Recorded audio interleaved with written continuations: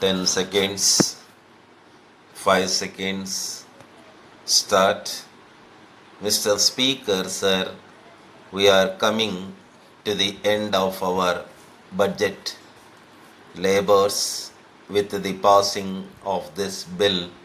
Sir, as it has already been pointed out, this would be our last budget as far as this House is concerned.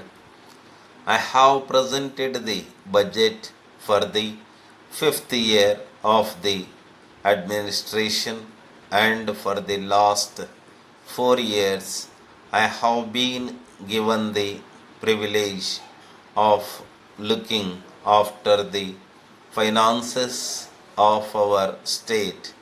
How well I have been able to do, it should be left to the judgment of this House, and to a greater extent to the judgment of the future House. As far as I am concerned, my only satisfaction is that I have tried to discharge my duties as Finance Minister to the best of my ability and to the best of my conscience. At certain times, I might have taken certain unpopular steps by way of taxation. It would have been easier for me to refrain from doing a thing which is likely to prove unpopular.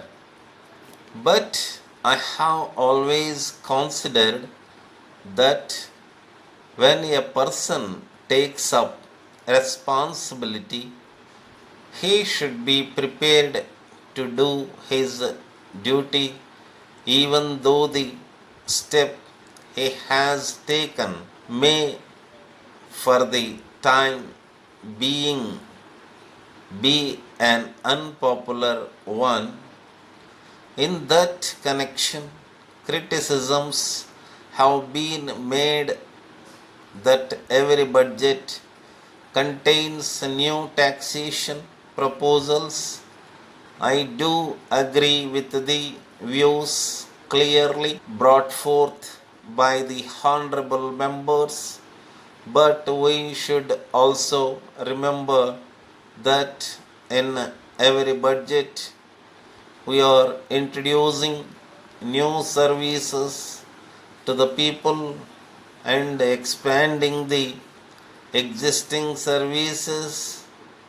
These services could be given to the people only if there are additional resources.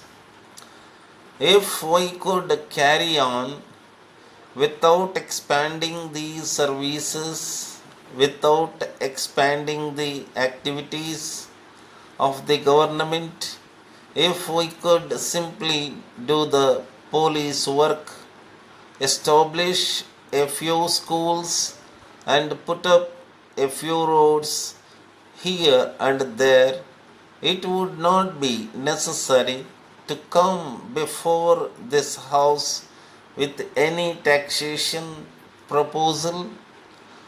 But when we are agreed that we should have a welfare state and that the government should look after the interests of the weaker sections of the people, then it becomes necessary that additional resources are made available to the government to enable them to extend their activities for providing the essential requirements of the poorer sections of the people. Even though these taxation measures were utilized for making the government unpopular to some degree by persons interested against the government.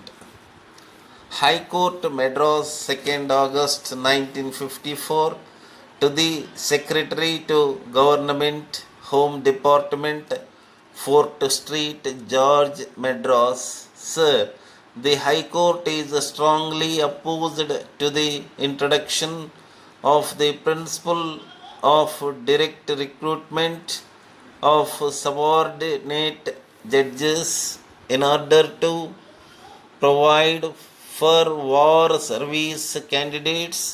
Their lordships adhere firmly to their view expressed in my previous letter on this subject. The present system of appointing subordinate judges entirely from among district munsifs according to merit and seniority has given complete satisfaction to the service. If this policy is modified, there will be a block in the promotion of district munsifs who are looking forward to their chances, and many of them will have to retire as district munsifs only. The High Court considers that it would also be a breach of faith with those officers if their claims are to be now ignored in order to provide for over-aged war service candidates. There has already been a great amount of dissatisfaction among the judicial officers. Yours faithfully.